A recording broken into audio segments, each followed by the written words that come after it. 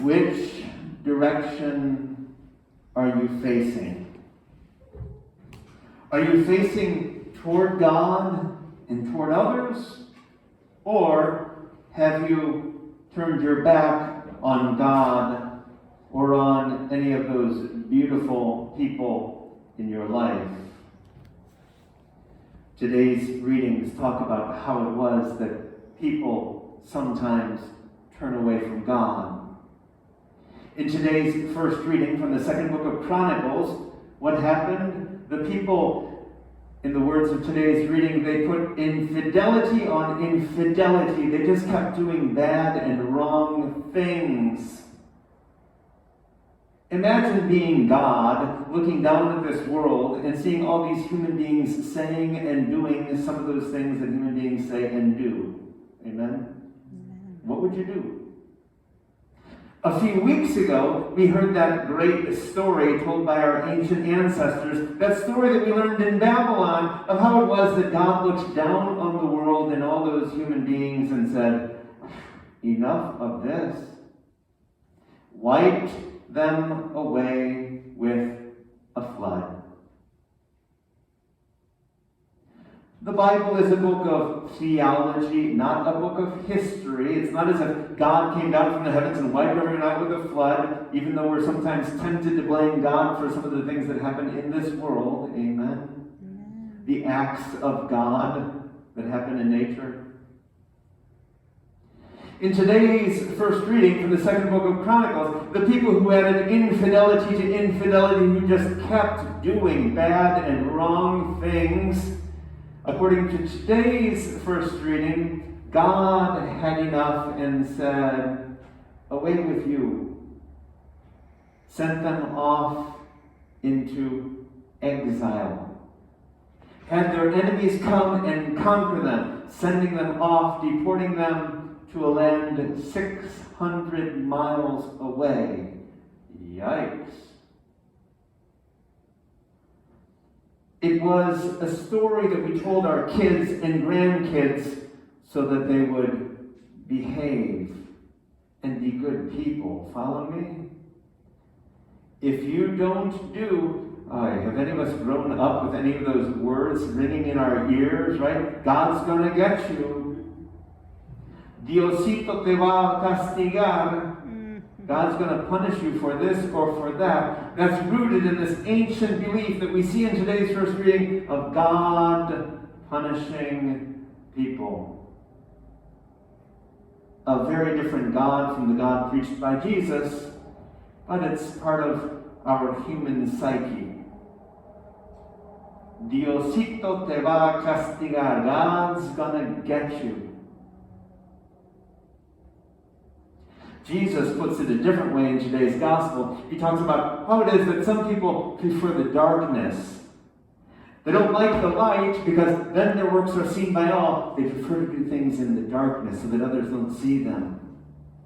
Maybe today's readings cause us to reflect on what it is that we hold in the darkness of our hearts, the things that we don't want light shining onto. For me, the essential question of today's readings is, what kind of a snake are you? Have you heard of people being called snakes? Oh, he's such a snake. She is such a snake. That's not a good thing, right?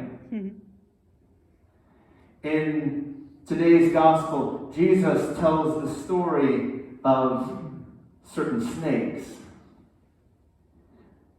This story is rooted in another ancient story from the book of Numbers of how it was that the people complained against God, so God sent snakes to come and bite them. Yikes.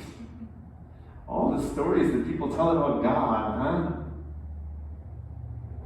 So the story was told of how it was that these serpents, these snakes, these seraph snakes came and bit the people. Many of them died. So the people came to Moses and said, Moses, help us. God told Moses to craft a snake out of bronze. And when Moses lifted up the bronze snake, what happened? You guessed it, the people were healed.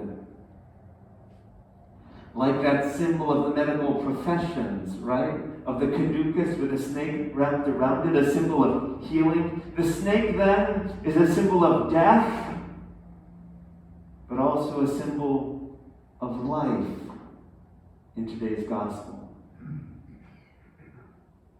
Similar to the cross. Think about that for a moment. How the cross is a symbol of death. Jesus is instrument of execution.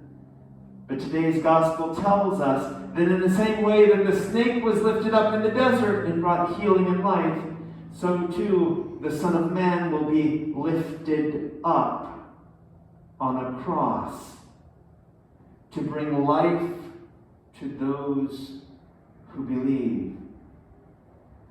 The cross, every time we see the cross, it's a symbol of death. But that's not why we have it in our churches. We have it in our churches because it's a symbol of life. So, what kind of snake are you? Are you one who bites others? Who injects venom into certain situations, making them worse than they already are?